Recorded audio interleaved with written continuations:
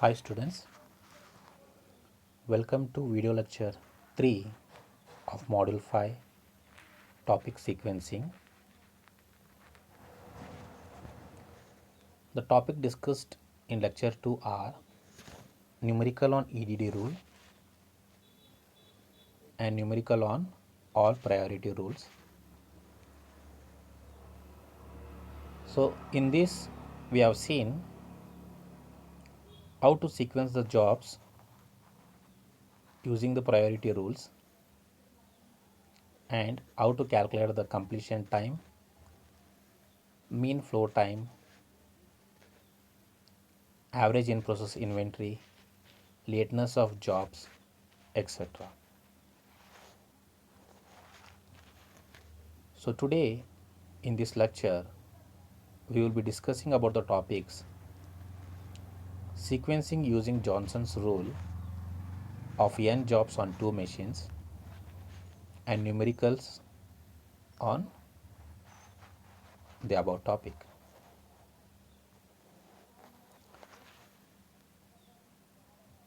So sequencing of n jobs on two machines are n different jobs to be processed on two machines, and it is desired to determine the optimal sequence of jobs that minimizes t, which is nothing but the total elapsed time from the start of the first job on first machine to the completion of the last job on second machine. This total elapsed time also includes the idle time, if any. That is, if there is any idle time during the sequencing of these jobs, it is also considered in the total elapsed time. So the following are the conditions which are assumed in sequencing of these jobs on two machines. So let us see one by one. So the first one is only two machines are involved. For example, it is A and B. Second one is each job is processed in the order A, B.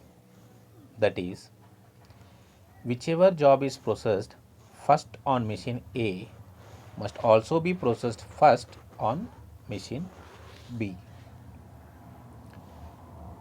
For example, if job 1 is processed first on machine A, it indicates that on machine B also the job 1 only should be processed first, and no passing is allowed, that is, without processing in machine A, the job cannot be processed in machine B. Third condition is setup times of machine A and B are independent of the sequence in which the jobs are taken up. Fourth condition, in-process storage space is available and the cost of in-process inventory is either same for each job or is too small to be considered. This, however, is correct only for processes involving short duration. For longer processes, inventory cost must also be considered. So what they are telling is the in-process inventory cost is negligible for short duration jobs and it has to be considered for longer duration jobs. So the next condition, that is the fifth condition, is order of completion of jobs has no significance, that is, no job is required more urgently than the other.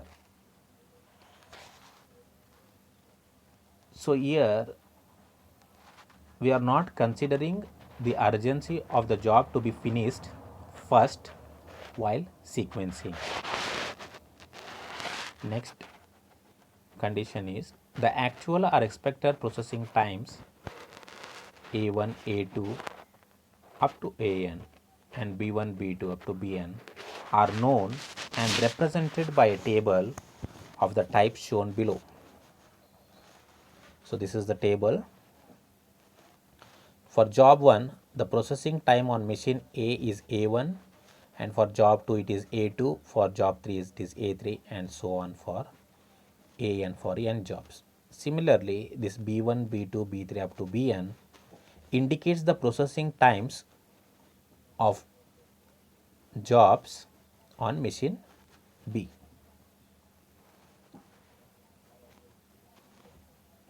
It can be shown that the shortest elapsed time occurs when all jobs are processed on the two machines in the same order. The solution procedure given below without proof is due to S.M. Johnson and R. Bellman, and it consists of the following steps. So these are the steps which is used for sequencing of the jobs. Step 1 says, examine the columns of processing times on machine A and B and find the smallest value, that is minimum of AI or BI, that is minimum of processing times of machine A and machine A has to be identified.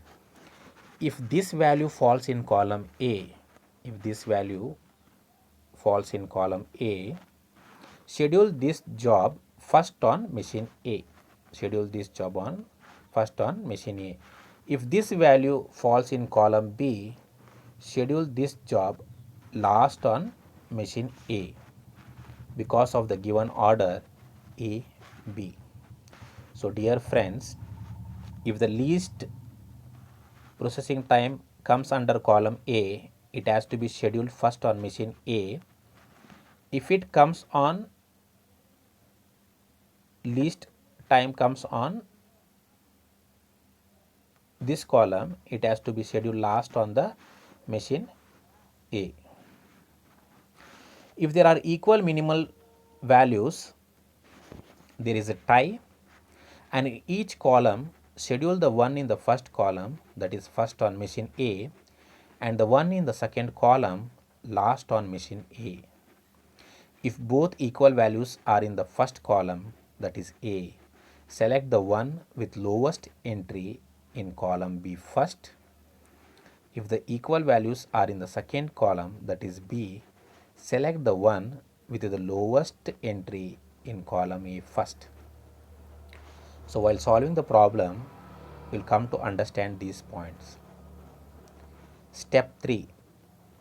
Cross out the job assigned and continue the process, that is repeat steps 1 and 2, placing the jobs next to first or next to last till all the jobs are scheduled. The resulting sequence will minimize T, that is total elapsed time. Now let us see the numerical on sequencing of n jobs on two machines. The problem definition is a machine operator has to perform two operations, turning and threading, on a number of different jobs. The time required to perform these operations in minutes for each job is known. We have to determine the order in which the jobs should be processed in order to minimize the total time to turn out all the jobs. So this is the table. This is the table given. This is the table given. This is the time for turning in minutes, time for threading in minutes. So also we need to find the total processing time and idle time for turning and threading operations. Now let us go to the solution. So as per the procedure, as per the procedure, if we examine the given table, so this is the table given in the problem, we see that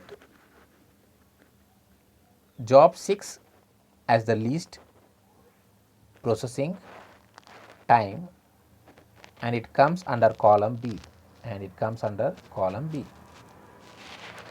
So that's why it is scheduled last, and this right side corresponds to machine B and left side corresponds to machine A. Since it come under the column B, I am assigning it as first, and for machine A it will be last. After this, the reduced set of processing time becomes like this, that is 6 has to be eliminated from the further considerations.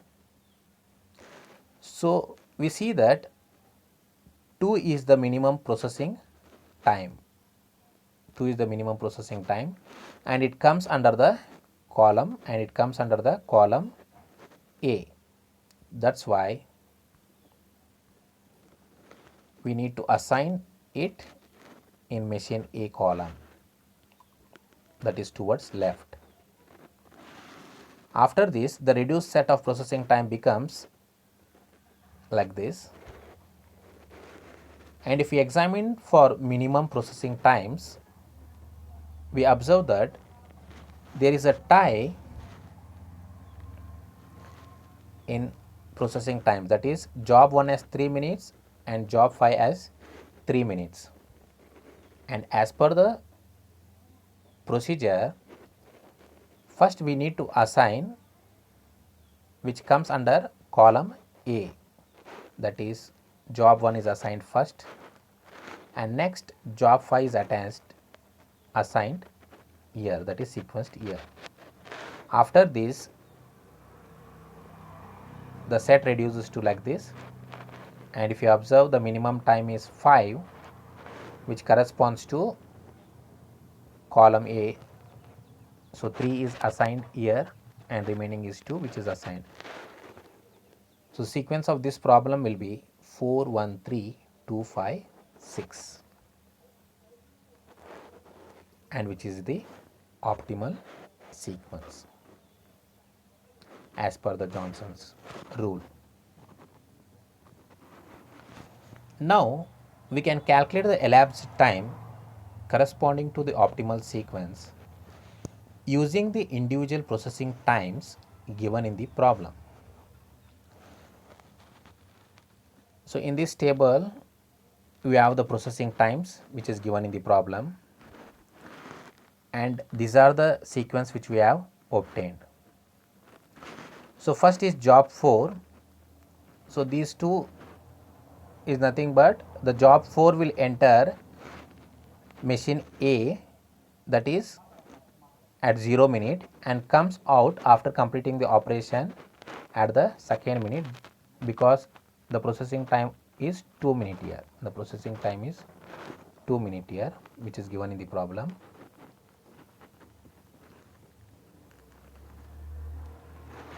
Next, the job 4 will enter in for threading operation, that is machine B, at 2 minutes, and the completion time is 6, which is given in the problem. So 2 plus 6 will get 8. Now this 2 time out of job 4 will be time in for next job, that is 1, that is 2 minutes, and you see that the processing time for job 1 is 3, so 2 plus 3 will get 5. Now the time out of job 4 will be time in for job 1 at machine A. So though the job 1 is completed in 5 minutes, the job 1 has to wait because machine B is busy in processing job 4, because here it requires 8 minutes to process job 4. So the difference between this 8 minus 5, that is 3, is nothing but the idle time, is nothing but the idle time for job 1, is nothing but the idle time for job 1. Now, no, sorry, it is not the idle time, it has to wait. Now the next sequence is job 3, so the time taken is 5 minutes, so 5 plus 5 will get 10, so here is 16, and for job 3 it is 9, so 16 plus 9 you will get 25. Similarly, we calculate the time in time out for all the corresponding jobs, Thus, whatever the last value will get, that is 43, will be the total elapsed time. Now, idle time for turning operation is, if you see here, 2, 5, 10, 31, 42 is 1 minute, from 42nd minute to 43rd minute, and for threading operation is 2 plus 4, which is equal to 6 minutes, that is from 0 to 2, so 8 minus 2, 6 minutes it has to wait, and that is when job 4 is processing, this machine B has to wait, that is after 2 minutes only it will get engaged. That's what it is indicated to. And similarly from 38 to 42,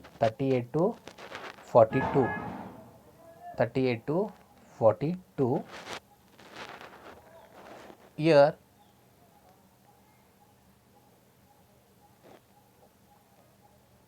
the job is completed at 38 minutes.